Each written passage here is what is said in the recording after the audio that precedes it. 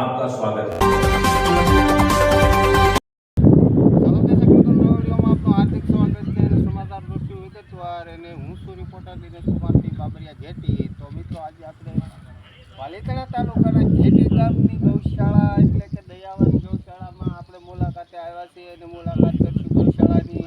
અને ચાલો મિત્રો, તો આપણે અંદર જઈશું અને હું તમને આગળ બતાવીશ. જો મિત્રો, હું ગૌશાળા પણ બતાવીશ મિત્રો, અને ગૌશાળા પણ બતાવીશ. ગૌશાળાની અંદર જે પણ સુવિધા છે એ પણ બતાવીશ મિત્રો.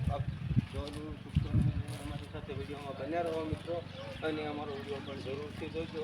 સામે છે શરદ બાપુ.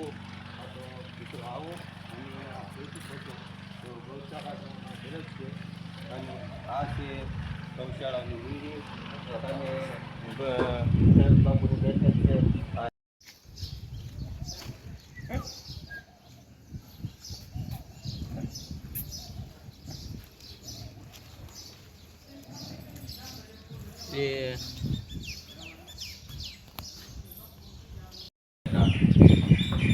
ચાલો મિત્રો, પાલીતાણા તાલુકાનું જેટી ગામે આજે આપણે ગૌશાળાની મુલાકાતે આવ્યા છીએ. કે ગૌશાળામાં શરદ બાપુ ઘણા સમયથી અમારા જેટી ગામમાં બીમાર ગાયોની સેવા કરી રહ્યા છે. તો આજે આપણે એમની મુલાકાત લઈશું અને આજે બાપુને પૂછ્યું કે બાપુ, તમે સેવા કરો છો અને ગાઉને સાજી કરો છો, તો તમારી પાસે હાલ કેટલી ગાઉ અને કેવી રીતે તમે સેવા આપો છો તેમને જરાક જણાવજો. જય ગૌ માતા, જય ભોળાનાથ મિત્રો. આપણે આ ગૌશાળા 10 વર્ષથી ચાલુ છે. એ બીમાર અશક્ત રોડે એક્સિડન્ટ થયો, કોઈ માર્યો હોય, ઘાયલ એવા ગૌ માતાને આપણે અહીંયા લાવીને સારવાર કરીએ છીએ. દવાથી માંડીને કોઈ પણ ઓપરેશન હોય તો આપણે અહીંયા બધું થઈ જશે. કોઈ પણ જગ્યાએ કોઈ પણ ઓપરેશન હોય, કોઈ પણ જાતનું ઓપરેશન હોય, આપણે બધું અહીંયા ઓપરેશન કરીએ છીએ. તો આશરે આપણી પાસે કેટલી ગાઉ છે હાલ? લગભગ આશરે આપણે અત્યારે હાલમાં 150 આજુબાજુ ગાવું છે. સારી ગાઉ કેટલી છે અને બીમાર ગાઉ કેટલી? આપણે મુંદળ આશ્રમમાં 4 ગાયો અહીંયા પૂરતી રાખી છે દૂધ પાણી, બીજી બધી બીમાર જ છે. તો તમે આ રોજ સેવા કરો છો બરોબર છે, અને ગામ લોકો આપને કેવો સહકાર આપે છે એના વિશે થોડુંક આપણે જણાવો. ગામ લોકોનો બહુ સારો સપોર્ટ છે અને અમારે 20-25 છોકરાની ટીમ છે. જ્યારે પણ કોઈ પણ જગ્યાએ ગા પડી હોય છે, માનો કે એક્સિડન્ટ થયો કે બીમાર હોય, તો આપણે ફોન કરીએ એટલે 24 કલાક છોકરા ગમે ત્યારે ફોન કરી લાગે થઈ જાય છે. એ રેસ્ક્યુ કરીએ છીએ. નીર પાણીનું આ તે ગામનો બહુ સારો સપોર્ટ છે, અમારા દાતાશ્રીઓનો, ગામનો, બધાનો. તો મિત્રો, કોઈ પણ મોટા મોટા દાતા હોય, મારો વિડીયો જ્યાં સુધી તમને પહોંચે ત્યાં સુધી કોઈ મોટા દાતા હોય અથવા કોઈને ઈચ્છા પડે કે ભાઈ ખેતીની અંદર ગૌશાળામાં તમને દાન કરવાની ઈચ્છા છે, તો કેટલી ગાઉ બીમાર છે અને કઈ રીતે એ સેવા આપે છે. અને સરસ મજાની શરદ બાપુની સેવા છે.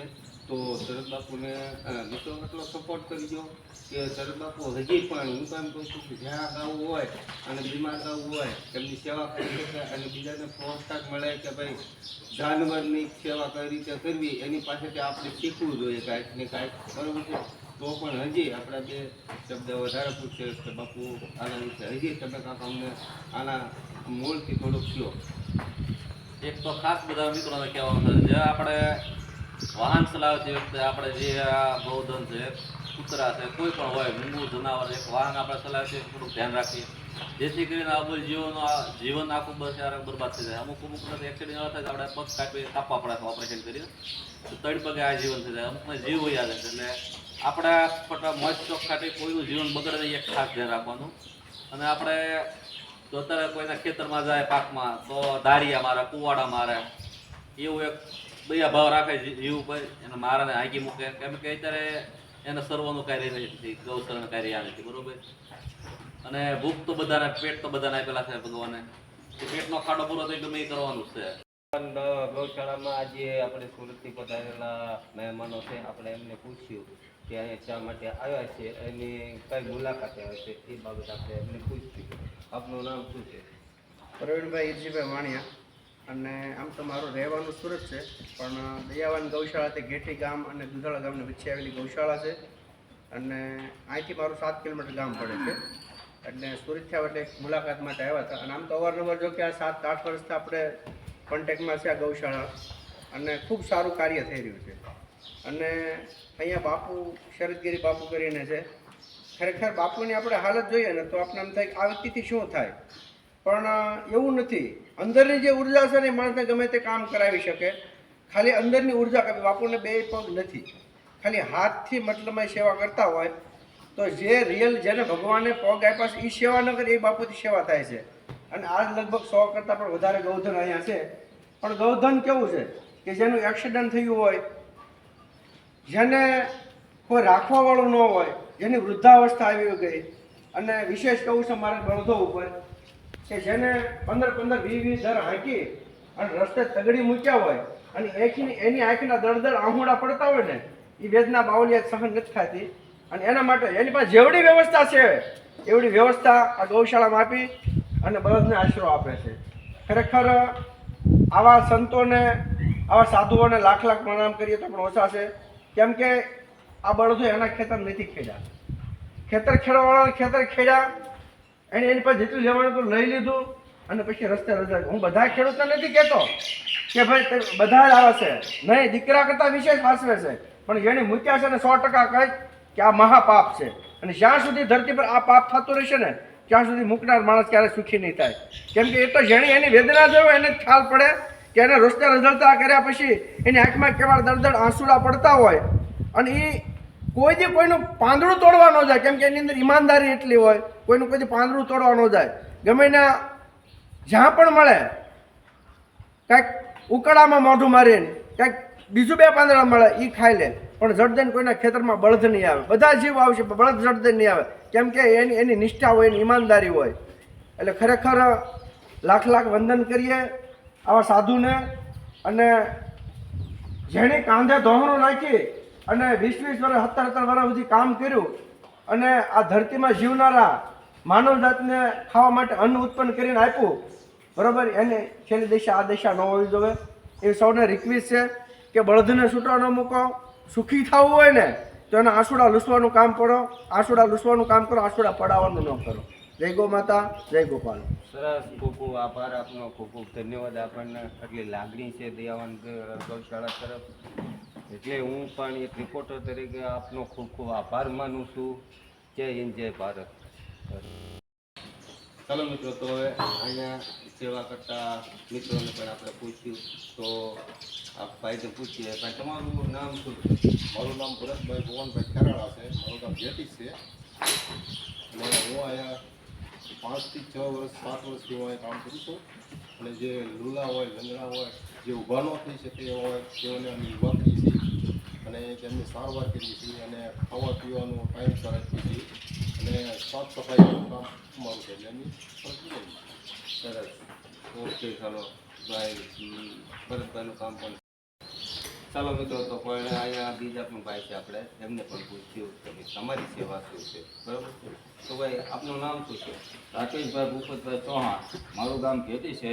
હું અહીંયા મને બાપુનો ફોન આવે એટલે હું ગમે ત્યારે અહીંયા વહી આવું છું. ગમે ત્યાં રિસ્ક કરવાના હોય, પડી ગયા બીમાર હોય તો અમે લઈ આવીએ છીએ. ગમે ત્યારે જ આવીએ, 24 કલાકના ફોન ગમે ત્યારે આવે તો પગી જઈએ છીએ. એ અમારું કામ છે. સરસ સરસ. ચાલો, તમારી પણ કામગીરી બહુ સરસ છે. તો મિત્રો, હવે પણ આપણા બીજા ભાઈ છે, એમને પણ પૂછ્યું હતું કે તમારી કામગીરી શું છે અને અહીંયા તમે શું કામગીરી કરો છો.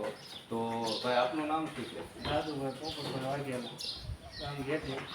અહીંયા આપણે બાપુનો ફોન આવે કે આ ગામમાં કંઈક બીમાર પડી છે તો લેવા જઈએ છીએ, તો અમે લેવા જઈએ અને લઈને અહીંયા પહોંચાડી દઈએ અને સારવાર કરીએ. એ અમારું કામ. બાપુને બોલે ત્યારે ફોન આવે તો એ માટે જવાનું. બરાબર. તો તમે કે હાલ એમરજન્સીમાં એક્સિડન્ટ થયું હોય, કદાચ એક્સિડન્ટ થયું હોય અને તમને ફોન આવ્યો તો તમે એમરજન્સીમાં પણ જાઓ છો? ગમે ત્યારે ફોન આવે એમ કે અહીંયા જવાનું, અમારે અત્યારે મારી ટીમ જેટલા 15-20 જણા ગમે એ હોય એટલા ભેગા થઈને તરત લઈ આવી, ગમે નથી. સરસ સરસ રાજુભાઈ, તમારો પણ ખૂબ ખૂબ આભાર. બધા મિત્રોનો લાઈ આદેશ છે, બાપુનો પણ ખૂબ ખૂબ આભાર. તો આવી ભાઈ મિત્રો જો સેવા કરતા હોય એમને પ્રોત્સાહન કરો અને આગળ મારો જેટલો વિડીયો બને એટલો શેર કરજો. જય હિન્દ, જય ભારત.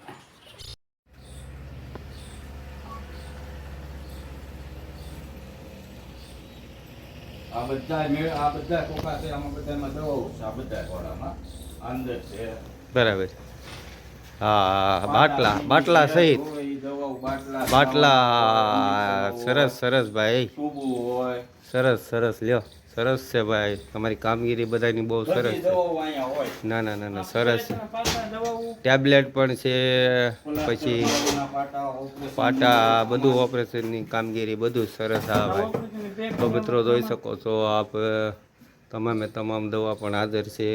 સરસ કામગીરી છે શરદ બાપુની અને અહીંના જે સેવકોની ખોરાક પણ. ન લઈ શકતા એની માટેનું કેલ્શિયમ તો મિત્રો જે ઢોર ખોરાક પણ ન લઈ શકતા હોય તેમની પણ અહીંયા તો મિત્રો દવા બધી મળશે. જે કોઈને અનુકૂળતા પડે જરૂરથી માંગજો મિત્રો, બરાબર. આ સરસ મજાની સેવા છે.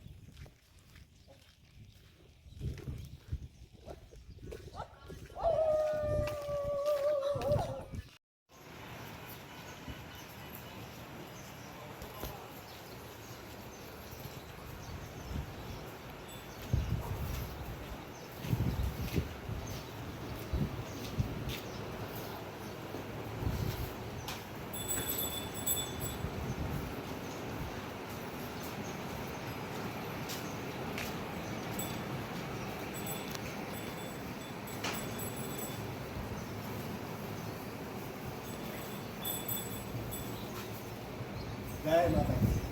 હે સારો લાભ